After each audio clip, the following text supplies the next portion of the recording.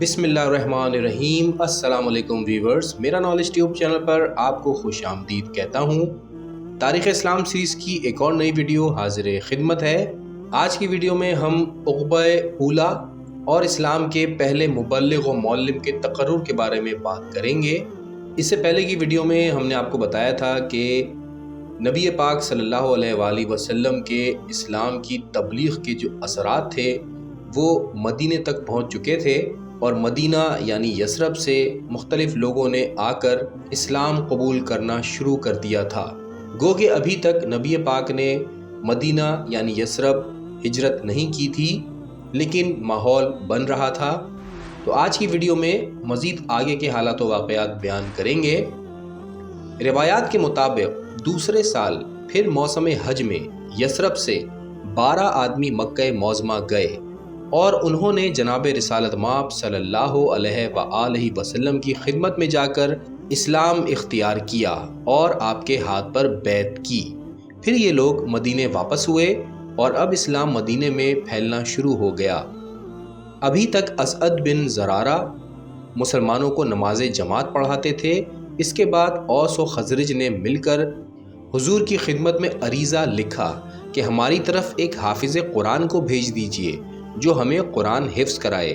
چنانچہ آپ نے ان کی درخواست پر مصعب بن عمیر کو روانہ فرمایا۔ یہ اسعد بن زرارہ کے مکان پر مہمان ہوئے، انہیں قرآن کی تعلیم دینے لگے اور نماز جماعت بھی پڑھانے لگے۔ ایک روایت کے مطابق اسعد اور ذکوان پہلے ہی 2 آدمی جو شروع میں رسول سے ملاقات کا شرف حاصل کر چکے تھے، انہوں نے ہی رسول سے عرض کیا تھا کہ ہمارے ساتھ ایک آدمی بھیج دیجئے جو ہمیں قرآن کی تعلیم دے اور اسلام کی تبلیغ کرے۔ چنانچہ حضور نے مصعب بن عمیر کو بلایا۔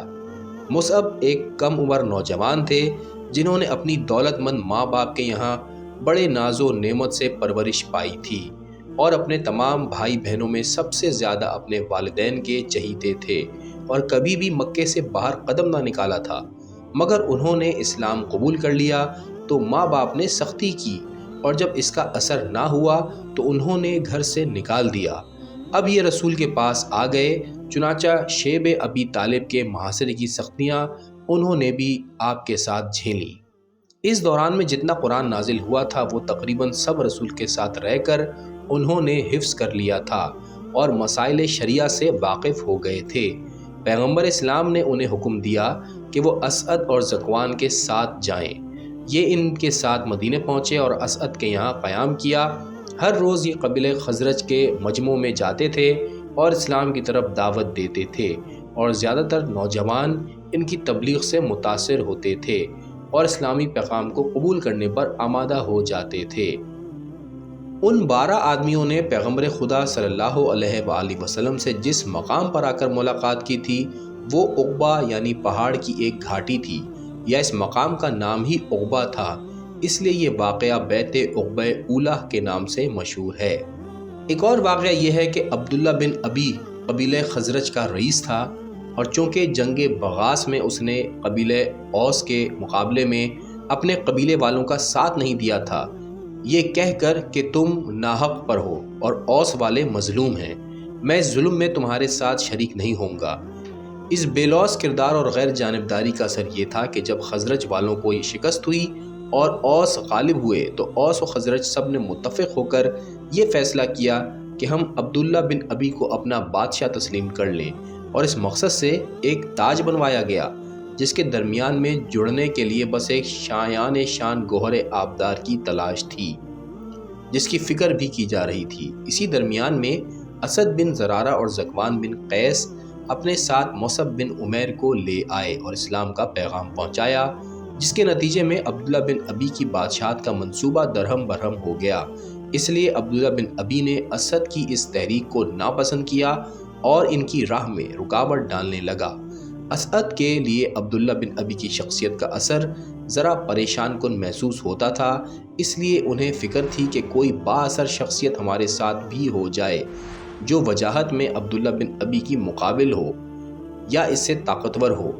آخر انہوں نے سوچ کر مصعب بن عمیر سے کہا کہ میرے ماموں سعد بن معاذ قبیلہ اوس کے رؤسا میں سے ہیں، اور بڑے سنجیدہ صاحب کردار آدمی ہیں اور تمام بنی عمرو بن عوف کا مرکز عطاعت ہیں۔ اگر وہ اس تحریک میں شامل ہو جائیں تو پھر ہماری بڑی کامیابی ہے، لہٰذا چلیے ان کے محلے میں چلیں، ممکن ہے اللہ ہمیں کامیاب کر دے۔ چنانچہ موصب اسد بن زرارہ کے ساتھ سعد بن معاذ کے محلے میں آئے اور ایک کنویں کی جگہ پر بیٹھ کر باتیں کرنے لگے۔ بچوں اور نوجوانوں نے جو اسد کے ساتھ ایک نئے آدمی کو دیکھا تو آ کر چاروں طرف سے گھیر کر کھڑے ہو گئے۔ جناب موصب نے قرآن مجید کی آیتیں پڑھ کر سنانا شروع کی۔ یہ خبر سعد بن معاذ کو پہنچی، وہ پریشان ہو گئے اور انہوں نے اسید بن حسین سے جو اشراف قبیلہ میں سے تھے اور اس وقت ان کے پاس بیٹھے ہوئے تھے کہا کہ یہ تو بڑی خرابی کی بات ہے کہ ابو امامہ اسد بن زرارہ اس قریشی جوان کو لے کر ہمارے محلے میں آ گئے ہیں اور وہ ہمارے نوجوان کو بیٹھا ہوا بہکا رہا ہے، کہیں ان پر کوئی خراب اثر نہ پڑ جائے۔ تم جاؤ اور انہیں منع کرو کہ وہ اس محلے میں نہ بیٹھیں۔ اسید بن حسین اس مقصد سے چلے۔ اسد نے انہیں آتا ہوا دیکھا تو جناب موصب سے کہا کہ یہ ایک معزز آدمی ہے جو آ رہا ہے، یہی اگر ہمارے پیغام کو قبول کرے تو بھی کوئی کم کامیابی نہیں ہے۔ جب اسید قریب آئے تو انہوں نے اسد سے کہا کہ اے ابو امامہ، تمہارے ماموں نے مجھے بھیجا ہے کہ تم ہمارے مجمع میں نہ ٹھہرو اور ہمارے نوجوانوں کو خراب نہ کرو، ورنہ ڈر ہے کہ کہیں قبیلہ اوس کے آدمیوں سے تمہیں کچھ نقصان نہ پہنچ جائے۔ جناب موصب نے کہا کہ آپ ذرا دیر ہمارے پاس بیٹھ جائیں اور ہم جو چیز پیش کرتے ہیں وہ سن لیں، پھر آپ کو اختیار ہے کہ اگر آپ اسے پسند نہ کریں تو ہم بلا تکلف رخصت ہو جائیں گے۔ یہ سن کر اسید بیٹھ گئے اور جناب موصب نے قرآن کے ایک سورے کی تلاوت کی، جسے سنتے ہی اسید متاثر ہوئے۔ کہا جب کوئی آپ کے حلقے میں داخل ہوتا ہے تو اسے کیا کرنا پڑتا ہے؟ موصب نے کہا کہ بس غسل کرتے ہیں، پاک کپڑے پہنتے ہیں، شہادتین زبان پر جاری کرتے ہیں اور 2 رکعت نماز پڑھ لیتے ہیں۔ یہ سننا تھا کہ اسید بے تحاشا کپڑوں سمیت اسی کنویں میں کود پڑے، پھر نکل کر اپنے کپڑے نچوڑے اور کہا کہ اب مجھے شہادتین کی تعلیم دیں۔ جب موصب نے کلمے کی تلقین کی، انہوں نے کلمہ پڑھا اور 2 رکعت نماز پڑھی۔ پھر اسید نے کہا کہ اب میں تمہارے ماموں صاحب کے پاس جاتا ہوں اور کوشش کرتا ہوں کہ وہ خود یہاں تک آ جائیں۔ اسید کافی دیر کے بعد واپس ہوئے تھے، اس لیے وہاں ان کا انتظار ہو ہی رہا تھا۔ سعد بن معاذ نے انہیں دور ہی سے دیکھ کر دوسرے حاضرین سے کہا کہ خدا کی قسم اسید بدلے ہوئے آ رہے ہیں۔ چنانچہ اسید آئے تو اس کی تصدیق ہو گئی اور اب خود سعد بن معاذ اسی مقام پر آئے۔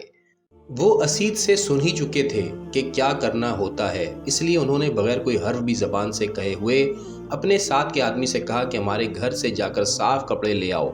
پھر انہوں نے غسل کیا، کلمہ زبان پر جاری کیا اور 2 رکعت نماز پڑھی۔ اس کے بعد موصب کا ہاتھ پکڑا اور کہا اب آپ میرے ساتھ چلیے اور بس اب بے تکلف اپنے پیغام کی اشاعت کریں اور کسی سے بھی ڈر نہ کریں۔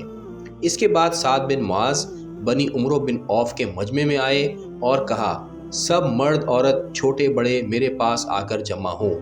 جب سب آ گئے تو انہوں نے پوچھا بتاؤ میری تم کیا حیثیت سمجھتے ہو؟ سب نے کہا آپ ہمارے واجب الاطاعت سردار ہیں، آپ جو حکم دیں ہم اس کی تعمیل کے لیے حاضر ہیں۔ انہوں نے کہا اچھا تو پھر تم میں سے کسی مرد اور عورت کو کوئی لفظ بھی زبان سے نکالنا حرام ہے جب تک وہ اس کلمہ شہادت کا اقرار نہ کر لے۔ ہم سب کو خدا کا شکر ادا کرنا چاہیے کہ اس نے ہمیں عزت سے سرفراز کیا، اور اس بات کی تو ہمیں علماء یہود برابر خبر دیا کرتے تھے۔ چنانچہ پورے قبیلے کے آدمی جو اس وقت موجود تھے سب نے اسلام قبول کیا اور کوئی گھر ایسا نہ رہا جس میں کوئی ایک مسلمان مرد یا عورت موجود نہ ہو۔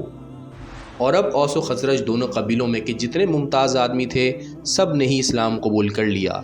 ویورز یہاں پر آج کی ویڈیو ختم کرتے ہیں، اس سے آگے کے حالات و واقعات اگلی ویڈیو میں آپ کی نظر کریں گے۔ ویڈیو دیکھنے کا شکریہ، اللہ حافظ۔